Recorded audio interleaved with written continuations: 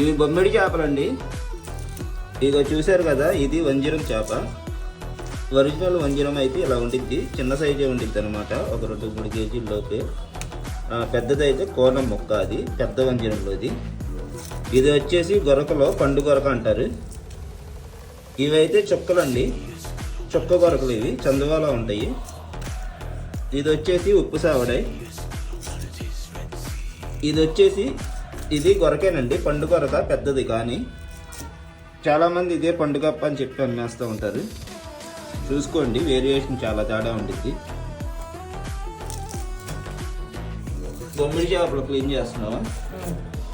ఇదైతే వంజరం ముక్కలు, ఈ చుక్కలు, ఉప్పు సావడాలు, డ్రై పొట్టు.